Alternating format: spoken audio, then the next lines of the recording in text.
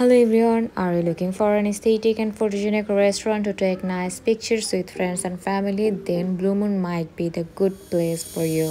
যারা ইসিবি কিংবা এর আশেপাশে থাকেন তাদের কাছে এই রেস্টুরেন্ট ব্লু মুন খুবই পরিচিত একটি রেস্টুরেন্ট। ভালো খাবারের পাশাপাশি আমরা সবসময় যেটা খুঁজি সেটা হচ্ছে খুব সুন্দর একটা ইন্টেরিয়র বা রুফটপ। সো আপনি যদি খুব সুন্দর একটা রুফটপ খুঁজে থাকেন then this is the best place you can go. যেহেতু এটা 14 তলার উপরে সেক্ষেত্রে আপনারা খুব সুন্দর একটা ভিউ পাবেন।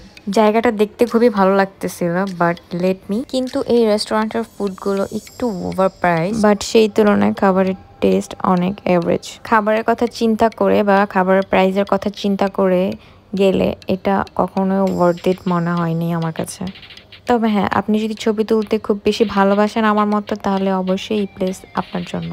এখানে আপনি যতক্ষণ খুশি ততক্ষণ থাকতে পারবেন, আর এটার ইনডোরও আছে যেখানে আপনি রেস্ট নিতে পারবেন বা আড্ডা দিতে পারবেন। এখানে আমাদের অনেক আগে একবার যাওয়ার কথা ছিল কিন্তু আমরা রাতের বেলা যাওয়াতে কিছু কাজ পড়ে যায় আমি সেদিন আর বসতে পারিনি বেশিক্ষণ। ফুড অর্ডার করার আগেই আমার চলে আসতে হয়। তো সেদিন এটার ভিতরে যে আমার মনে হয়েছিল যে আমি দিনের বেলায় আসবো, দিনের বেলায় হয়তো এটা দেখতে আরো সুন্দর হবে, প্লাস ছবি তোলার জন্য পারফেক্ট প্লেস। যেহেতু আমি ফুড অর্ডার করিনি সেক্ষেত্রে আমার ফুড টেস্ট সম্পর্কে কোনো আইডিয়া ছিল না। আমি এমন অনেক জায়গায় দেখেছি যেসব রেস্টুরেন্টের রুফটপ বা ইন্টেরিয়রগুলো একটু সুন্দর সেসব রেস্টুরেন্টের খাবার দাবারের প্রাইসগুলো একটু ওভার থাকে, প্লাস খাবারের মানটাও খুব একটা ভালো থাকে না। এখন বর্তমানে স্ট্রিট ফুডগুলোই সব থেকে বেশি মজাদার। ঢাকার মোস্ট অফ দি রেস্টুরেন্টগুলো চলেই প্রমোশনাল পোস্ট অ্যান্ড ইন্টেরিয়রের জন্য। আমরা গিয়েছিলাম দুপুরের পরে, আর দুপুরের সময় গেলে মানুষ একটু কম থাকে। আর এমনিতেও আমি যখন রাতে আরেকবার গিয়েছিলাম তো সেক্ষেত্রে মানুষ যে খুব একটা বেশি ছিল তেমন না। এখানে ফুড টেস্ট সম্পর্কে আমার যেহেতু আইডিয়া নেই তো সেক্ষেত্রে আমি আশেপাশে দু একজনের দিকে তাকিয়েছিলাম যে এরা কোনটা বেশি প্রেফার করছিল, কিন্তু তেমন কাউকে কিছু খেতে দেখিনি। তারা শুধু জুস আইটেম বা লেমন মিন্ট এগুলো নিয়ে বসেছিল। ভারী কোনো প্লেটার বা সেট মেনু আমি খেতে দেখিনি। যাই হোক, আমার ফ্রেন্ডের সাথে আউটিং খুবই পছন্দ।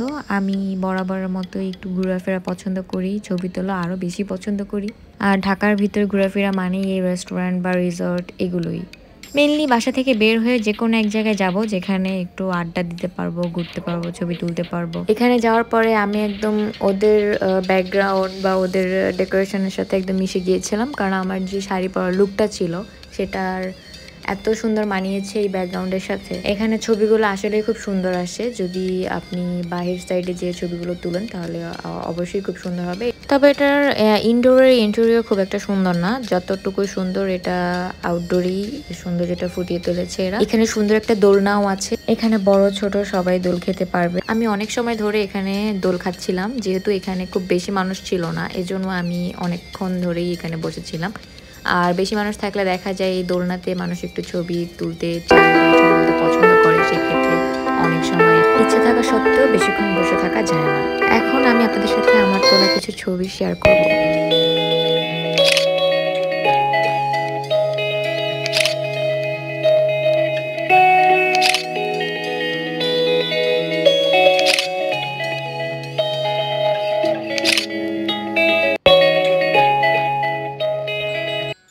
এই হলো ওদের ইন্টেরিয়র পার্ট ইনডোরের।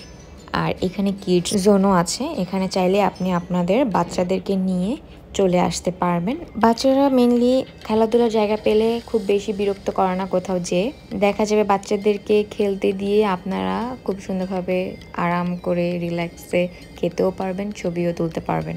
বাচ্চাদের এরকম সেক্টর থাকাগুলো আসলেই দরকার। এখনকার বাচ্চারা বেশিরভাগ সময় মোবাইলে দিয়ে থাকে, সো সেক্ষেত্রে আপনারা যদি কোথাও বের হন এরকম প্লেসগুলোতে গেলে বাচ্চাদের জন্য খুবই সুবিধা হয়, তাহলে কিছু সময়ের জন্য হলেও ওরা মোবাইল থেকে একটু দূরে থাকবে। আমি নিয়েছিলাম চেন্নাই বিরিয়ানি, কিন্তু টেস্ট খিচুড়ির মতো ছিল আর কামড়ে কামড়ে মশলা। সো এই ছিল আমার ছোট একটি ব্লগ, আশা করছি সবার ভালো লাগবে। আল্লাহ হাফেজ।